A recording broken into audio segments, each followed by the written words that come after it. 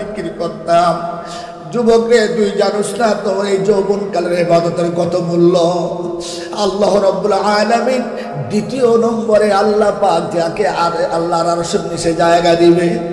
এক নম্বরে ইমামুন আদিলুন, দুই নম্বরে হলো ওয়াশাবুন নাশা ফি ইবাদাতিল্লাহি আযজা ওয়া জাল। ওই যুবক, যেই যুবক আল্লাহর ইবাদতের মধ্যে বড় হয়েছে, বলেন সুবহানাল্লাহ। যুবক, তোমাকে মালিক দেখে দেখে বলতেছে, হে যুবক, তুই কেমনে তোর মালিক থেকে দূরে সরে গেলি? তুমি হয়তো কালকে সকালবেলা দুনিয়া থেকে বিদায় হয়ে যেতে পারো। যুবক, তুমি মনে করছো তোমার বয়স এখন 25 বছর, তোমার বয়স এখন মাত্র 20 বছর। আরে তোমার মতো যুবক তো কত মোটরসাইকেল অ্যাক্সিডেন্ট করে দৈনিক প্রতিনিয়ত মারা যাচ্ছে, কথা কোন ঠিক না? তোমার মতো কত যুবক ভাইয়ের জানাজার নামাজ পড়াইলাম, ক্যান্সারে আক্রান্ত হয়ে দুনিয়া থেকে বিদায় হয়ে গেছে। এই মানুষটা কত মানুষ 18-20 বছর, 22 বছর, 24 বছর বয়স, নতুন বিয়ে করে বিদেশে গিয়েছেন, যাওয়ার পরে 2 বছর পরে ক্যান্সারে আক্রান্ত হয়ে বাংলাদেশে আসছে। 6 মাস চিকিৎসার পরে দুনিয়া থেকে বিদায় হয়ে গেছে। সন্তান এতিম হয়ে গেছে, স্ত্রী বিধবা হয়ে গেছে, মা সন্তান হারা, বাবা সন্তান হারা হয়ে গেছে। এরকম কত যুবকের জানাজার নামাজ পড়লাম। কালকা সকালবেলা যে তোমার লাশটা এই ঈদগাহে জানাজার জন্য হাজির হবে না, কি এমন নিশ্চয়তা আছে তোমার কাছে? বলেন ঠিক কিনা? কোন নিশ্চয়তা আছে? কোন গ্যারান্টি আছে? কিন্তু বৃদ্ধ বাবারা যাদের বয়স হয়েছে, কারণ আমরাও জানি আমাদের মৃত্যু যে কোনো সময় আসতে পারে, আমাদের দুনিয়া থেকে যে কোনো সময় চলে যেতে পারি। কারণ যুবক ভাইয়েরা এটা মনে করে না, কারণ মনে করছে আমাদের তো আর অনেক সময় সামনে রয়ে গেছে, কথা বলেন ঠিক কিনা? যুবক ভাই, কি আগামী দিনের জন্য কি তুমি প্রেরণ করেছ, কি উপার্জন করেছ? তুমি যে মৃত্যুর পরে কবরের জিন্দেগি যেদিন তোমার শুরু হবে, তুমি সেখানে কি নিয়ে যাইবা? তোমাকে একবারও চিন্তা করা উচিত নয়, কালকা সকালবেলা যদি আবার মৃত্যু হয়ে যায়, আমি কি নিয়ে কবর পথের যাত্রী হয়ে রওনা দিব? একবার চিন্তা আছে? কথা বলেন, চিন্তা আছে? চিন্তা নাই। আল্লাহর ভয় ভিতরে আসে না, না আসার কারণে নামাজ ছেড়ে দিয়েছেন, একটু অনুশোচনা হয় না। রমজান আসতে দিনের বেলা হোটেলে বসে বসে খায়, একটু অনুশোচনা আসে না।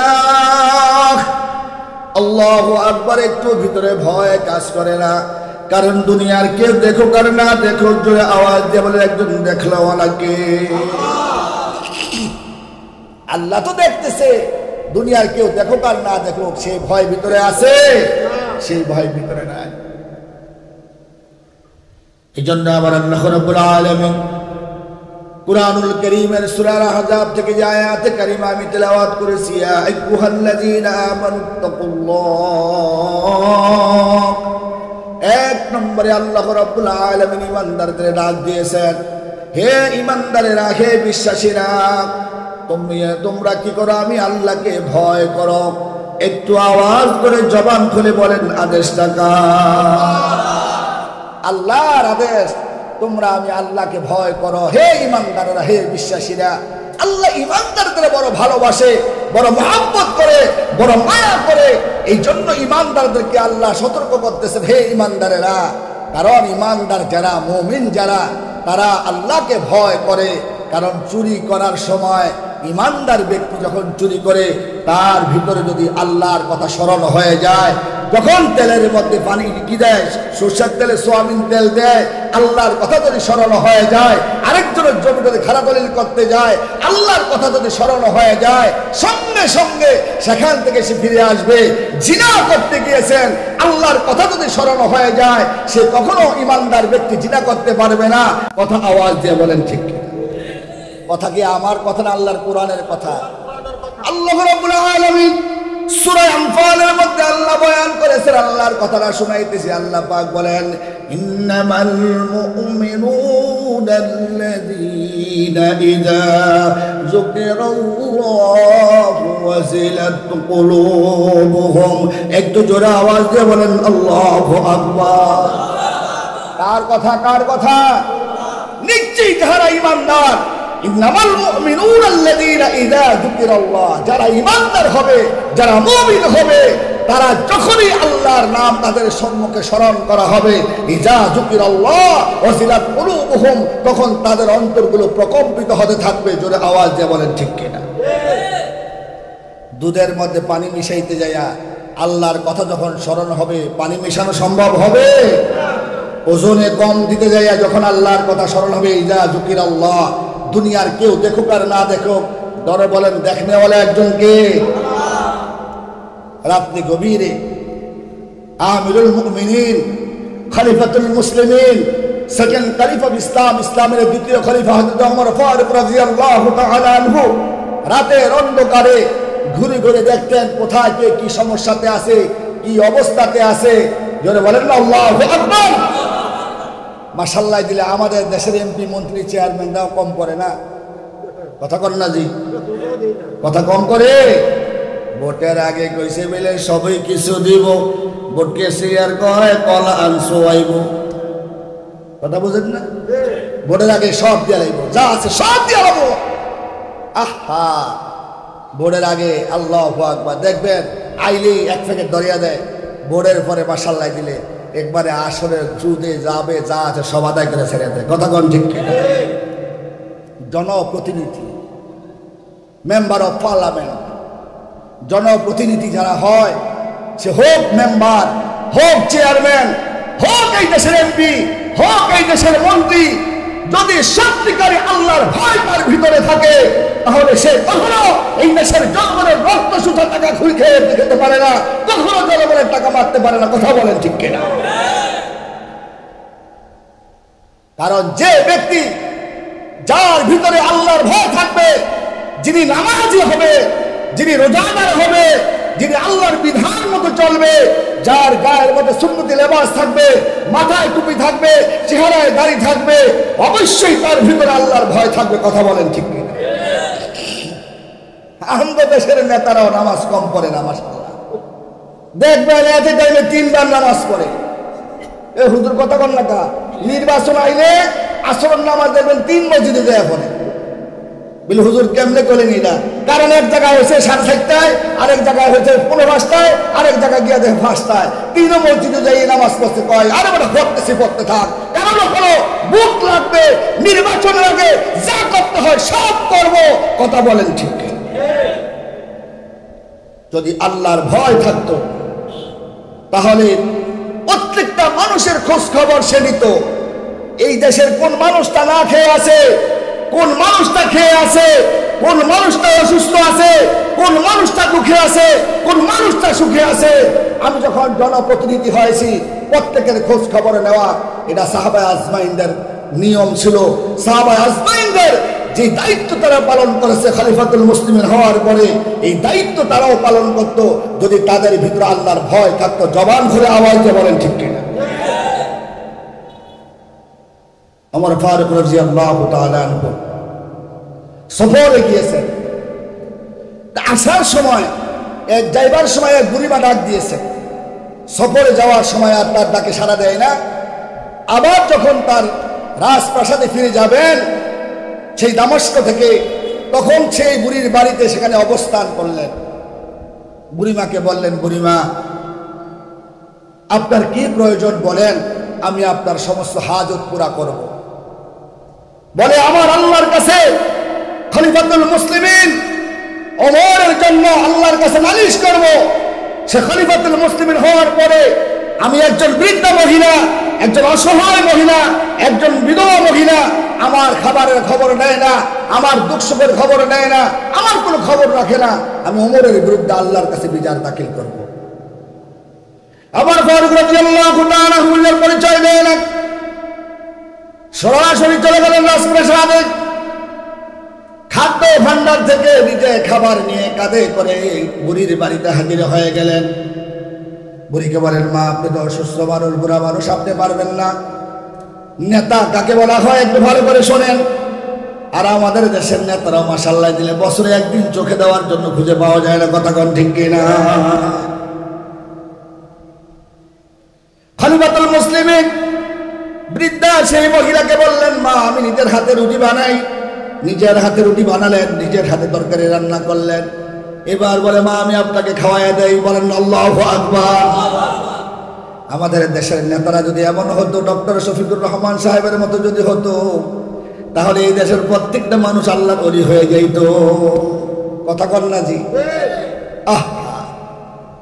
আরে ভাই, মানুষের আসল তো হলো আচার আচরণ, মানুষের ব্যবহার। দিন আল্লাহর ভয় যার ভিতরে থাকে, সে কখনো মানুষের টাকা আত্মসাৎ করতে পারে না, জনগণের টাকা আত্মসাৎ করতে পারে না। এই দেশে 18 কোটি মানুষকে কখনো কষ্ট দিতে পারে না। কথা বলেন ঠিক কিনা? সেকেন্ড খলিফা অফ ইসলাম, ইসলামের দ্বিতীয় খলিফা, অর্ধ জাহানের খলিফা, যিনি ছড়ি মাথার নিচে নিয়ে ঘুমিয়ে থাকতেন, এত বড় রাজত্বের বাদশাহী পাওয়ার পরেও জোরে কন্যা সুবহানাল্লাহ। এবার বৃদ্ধা বুড়িমাকে বললেন, মা আপনি কি ওমরকে কখনো দেখেছেন? কয় না, আমি ওমরকে কখনো দেখি না, আমি ওমরকে চিনি নাই।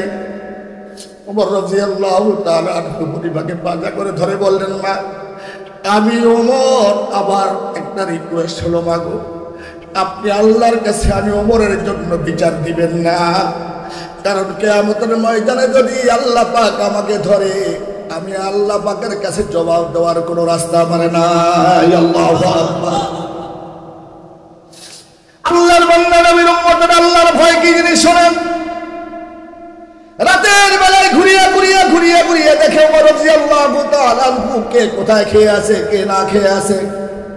আপনারা জানেন, বিধবার বাড়িতে যে রাত্রে হাজির হয়ে গিয়েছেন, বিধবার সন্তানরা না খেয়ে ঘুমিয়ে পড়েছে, বিধবা গরম পানিতে গরম করতেছে।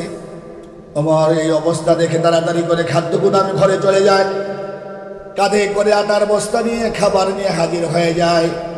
নেতা তো এমনই আমরা চেয়েছিলাম, কথা আওয়াজ দিয়ে বলেন ঠিক কিনা? আর এখন আটার বস্তা চুরি হয়, গমের বস্তা চুরি হয়, চালের বস্তা চুরি হয়। কথা কন ঠিক কিনা? মাশাআল্লাহ দিলে এই দেশের নেতাগো ঘরের মধ্যে 2000 বস্তা, 1800 বস্তা, 8000 বস্তা, 6000 বস্তা, খাটের নিচের মধ্যে শত শত তেলের গ্যালন পাওয়া যায়। আমরা তো কম করি না, মাশাআল্লাহ। কথা কন ঠিক কিনা? কথা কয় না, কথা কয় না। কি আমি কি সত্য কথা বলতেছি না মিথ্যা কথা বলতেছি? এক একজনের গাড়ি 4টা 5টা লাগে, এক একজনের শত শত কোটি টাকা হয় না, হাজার হাজার কোটি টাকা লাগবে।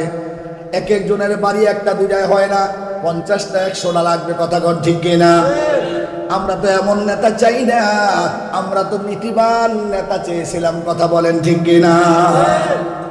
হযরত ওমর ফারুক রাদিয়াল্লাহু তাআলা আনহু কানে করে বিধবার বাড়িতে ময়দান বস্তা নিয়ে হাজির হয়ে গেলেন। তার কারণ হলো, কিয়ামতের ময়দানে যদি এই বিধবা মহিলা তার সন্তানদের নিয়ে কষ্টে ছিল, যদি আল্লাহর কাছে বলে, তাহলে তার কাঠ গড়ায় দাঁড়াইয়া জবাব দেওয়ার রাস্তা নাই। এই জন্য নিজের কাঁধে করে আটার বস্তা নিয়ে মহিলার বাড়িতে হাজির হয়ে গিয়েছিল। বলেন সুবহানাল্লাহ। আল্লাহর ভয়। ওমর ফারুক রাদিয়াল্লাহু তাআলা আনহু রাতে ঘুরে দেখেন কে দুঃখে আছে, কে সুখে আছে, কে কি হালতে আছে। হঠাৎ করে দেখে দূরে একটা ঘরের মধ্যে মিটিমিটি আলো জ্বলে। ওমর রাদিয়াল্লাহু তাআলা আনহু যে ঘরের কিনারে দাঁড়াইলেন, কান দিয়ে শুনতেছেন কি আলোচনা হচ্ছে।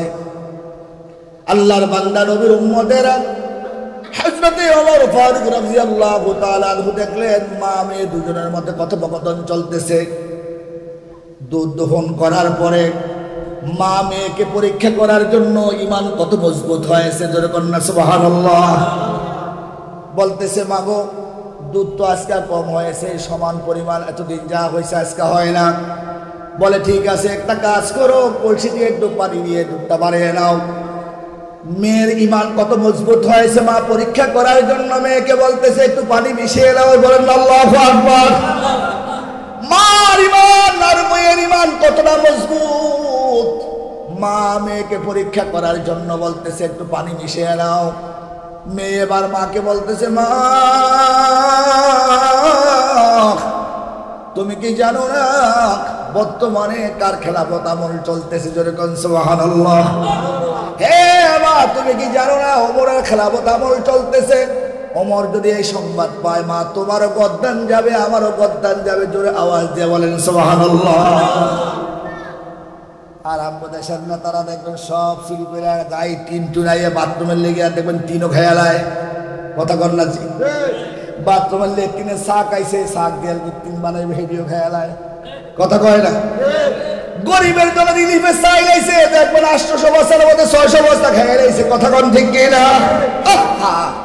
আমরা তো এমন নেতা চেয়েছিলাম, ওমরের মতো নেতা চেয়েছিলাম। কথা কন ঠিক কিনা? কিন্তু আমাদের কপাল বড় খারাপ, ভাগ্য বড় খারাপ। কিন্তু দেখা যায় আমরা তার বিপরীত পাইছি। একটু আওয়াজ দিয়ে বলেন ঠিক কিনা? বাংলাদেশের মধ্যে আমরা গাড়ি বাড়ি করতে রাজি না। সে America, London, Canada, Switzerland, America, ওই সিঙ্গাপুর। কারণ বাংলাদেশের বাড়ি বাড়ি ভাল লাগে না, ওই বিদেশে যাইয়া বাড়িঘর দরজা করতে আমাদের বড় ভালো লাগে। কথা কন ঠিক কিনা?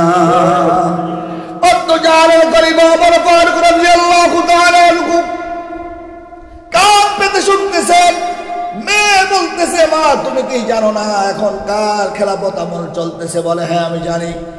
বলে ওমর ফারুক রাদিয়াল্লাহু তাআলা খলিফাতুল মুসলিমিন যদি জানতে পারে, কালকা সকালবেলা তোমার গদ্দানও যাবে, আমার গদ্দানও যাবে। একটু আওয়াজ দিয়ে বলেন ঠিক কিনা?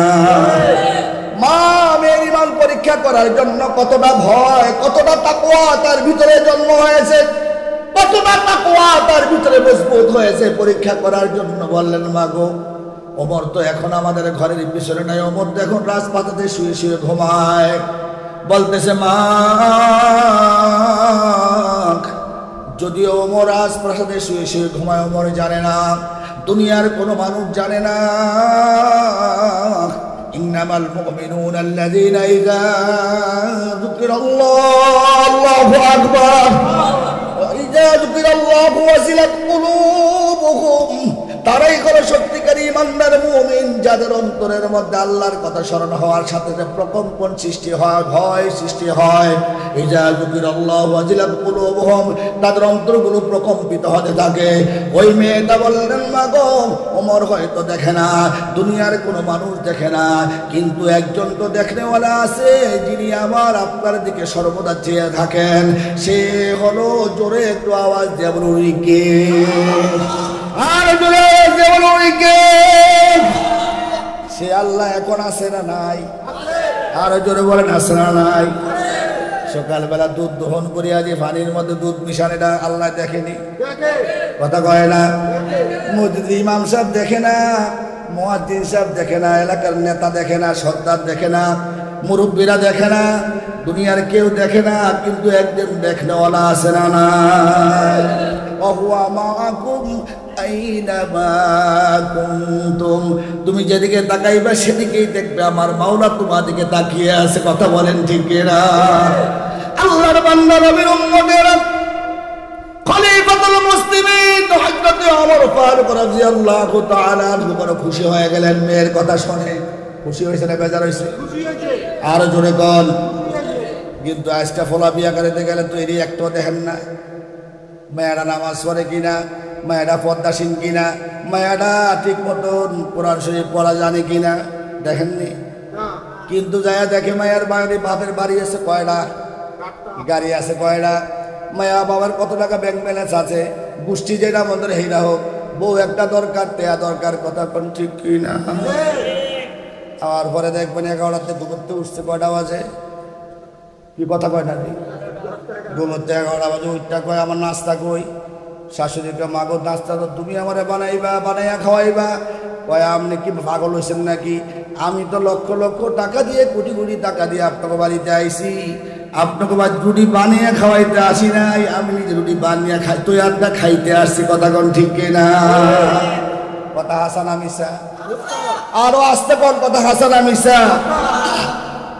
আর যদি বংশের মায়া আনেন, সকালবেলা উঠে আগে ফজর নামাজ পড়বো। কথা কোন ঠিক কিনা? আরে কথা কয় না, জোরে কোন না, কথা ঠিক কিনা?